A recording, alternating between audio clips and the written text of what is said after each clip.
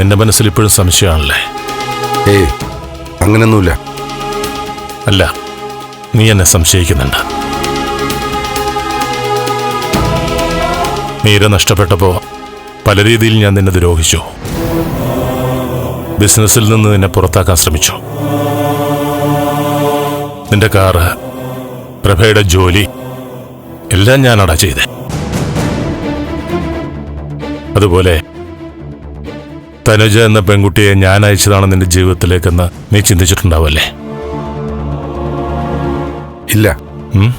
തീർച്ചയായും? തീർച്ച. എനിക്ക് വിശ്വസിക്കാലോ അല്ലേ? 100% വിശ്വസിക്കാം. പ്രഭയ,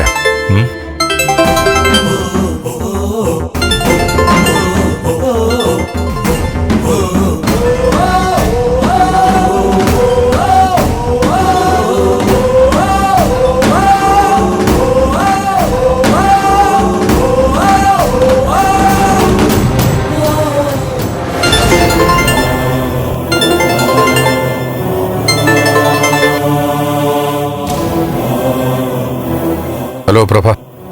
സിദ്ധു എവിടെയാ? ഒരുപാട് നാളുകൾക്ക് ശേഷമാണ് ഞാനൊന്ന് പുറത്തു പോകുമ്പോൾ താൻ എന്നെ ഒന്ന് വിളിച്ചന്വേഷിച്ചത്. മുൻപൊക്കെ അന്വേഷിച്ചിരുന്നത് സിദ്ധുവിനോടുള്ള കരുതൽ കൊണ്ടാ. പക്ഷെ ഇപ്പൊ ഉള്ളിലെ പേടി കൊണ്ടാ.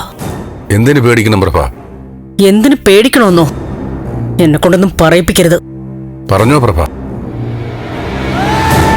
ഞാൻ എന്റെ 2ാം കെട്ടിലെ ഭാര്യയെ കാണാൻ പോയെന്നാണോ തന്റെ സംശയം? ഞാൻ അങ്ങനെ പറഞ്ഞില്ല.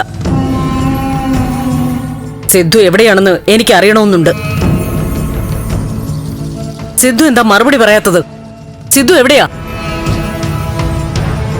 തനൂജയുടെ അമ്മ അടുത്തുണ്ടോ? തനൂജയുടെ അമ്മ അടുത്തില്ല, അച്ഛനുണ്ട്. അതെ, ഞാൻ തനുജയുടെ അച്ഛന്റെ വീട്ടിലാ ഇപ്പോ ഉള്ളത്. എന്താ സിദ്ധു ഈ പറയുന്നേ? ആരാ തനൂജയുടെ അച്ഛൻ? ആളെ താൻ അറിയും.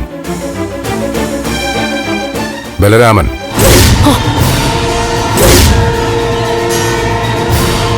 എന്റെ മകളാണെന്ന് നിങ്ങൾ കരുതുന്ന തനുജയുടെ അച്ഛൻ ബലരാമനാ.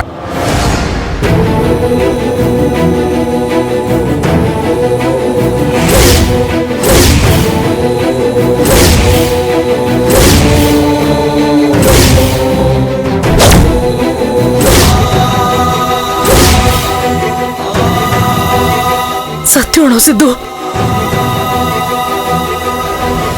ഈശ്വര, എന്തൊക്കെയത്? അതെ പ്രഭ, സത്യം.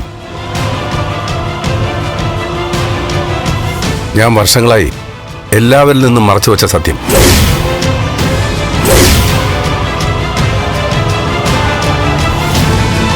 താലി കെട്ടിയ തന്നോട് പോലും ഞാനിത് പറയാതിരുന്നത് തന്റെ മനസ്സിലും ബലരാമനൊരു കളവുണ്ടാവാൻ പാടില്ല എന്ന് തീരുമാനിച്ചിട്ടാ. ഇനി ഞാൻ മരണപ്പെട്ടാലും ഈ രഹസ്യം ആരോടും പറയരുതെന്നാ തീരുമാനിച്ചിരുന്നത്.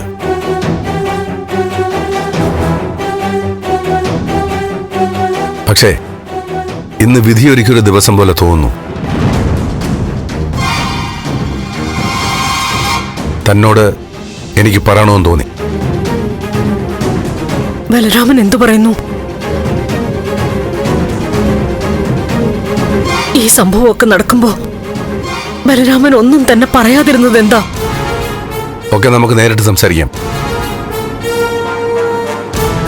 ബലരാമൻ ഇതുവരെ അറിഞ്ഞിട്ടില്ല. എന്തൊക്കെയാ സിദ്ധു ഈ പറയുന്നേ? ഒന്നാമത് മീരമോള് മരിച്ചതിന്റെ ദുഃഖം. അതിന്റെ കൂടെ മറ്റൊരു തകർച്ച കൂടി വരാൻ പാടില്ല.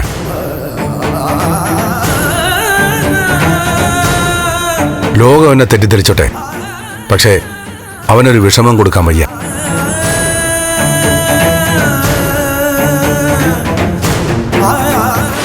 ഫ്ലവേഴ്സ് സ്മാർട്ട് ഷോ ശനി ഞായർ ദിവസങ്ങളിൽ രാത്രി 9:30 ഫ്ലവേഴ്സിൽ.